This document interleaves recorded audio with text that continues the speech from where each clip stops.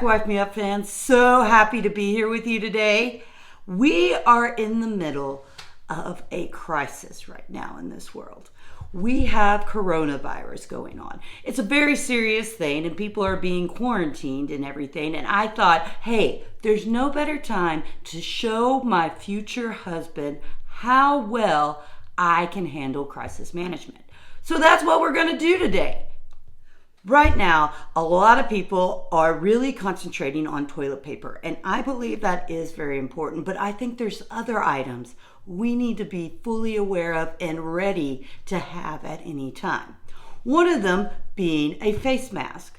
Now, the hospitals and the medical staff need them the most. First responders, doctors, nurses, nurse practitioners, physicians, assistants, all of them need the masks that are created. And so, one thing I knew I could do to still help myself plus help others was create my own mask. Really, there are only 2 items you need to create a mask to keep you safe from particles floating around in the world every day.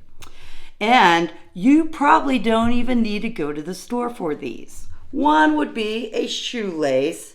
So if you have an extra shoelace around, or if you just don't use any shoes anymore, then you can pull a shoelace off of that. Now the other you may or may not have, but maybe your mom or your grandmother does. You can either use a shoulder pad from the 80s, those were good times, or you can use a bra insert.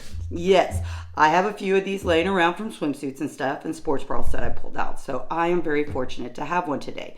And even more fortunate that I am a larger breast young lady. Hint, hint, for the future husband. But, so this thing will cover my whole mouth and nose. Yes, if that doesn't get you excited, I don't know what will. So, really, all we have to do is make it now into a mask with these 2 items. Now I have the simple 4 items that we need to make us a safety mask. A pair of scissors to cut the shoelace if needed. A staple gun, which I will explain to you about that in a second. The shoelaces, and then the mask cover, which I had chosen to be a bra insert. Could be a shoulder pad insert as well if needed. Now the reason we're using a staple gun instead of cutting holes into there is because we want as few holes in our mask as possible to prevent particles from coming in as much as possible. So let's get making our homemade mask now.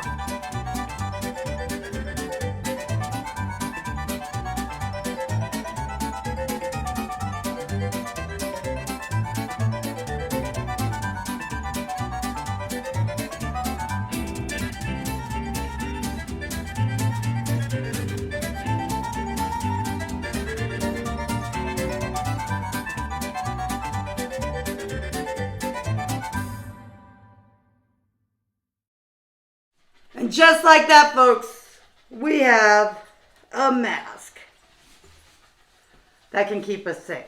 Now, you probably notice I also have goggles that'll keep my eyes safe. But what about my body? Yes, you don't necessarily need a hazmat. You can go to any Lowe's or any place and get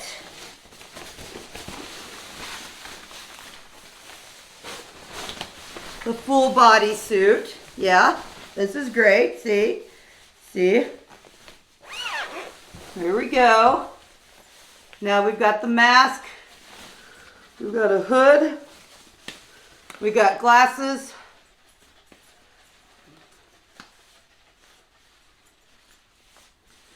We got goggles.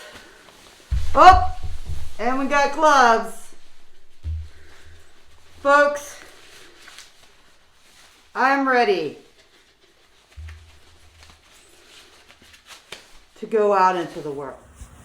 And just like that, you can go for walks in your neighborhood. Just taking a walk, but I'm safe in the neighborhood. Just taking a walk, safe in my neighborhood. Now you can go out in public, so be sure and put those gloves on. You're not touching anyone. and you can go to your local supermarket, go to your local park. You can go anywhere and feel safe.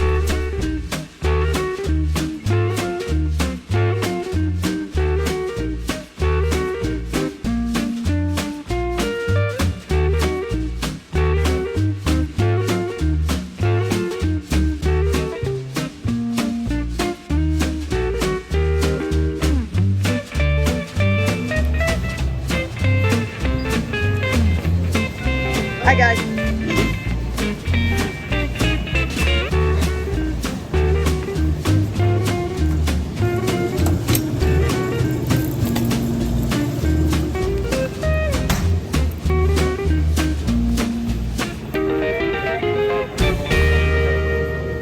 Safety first.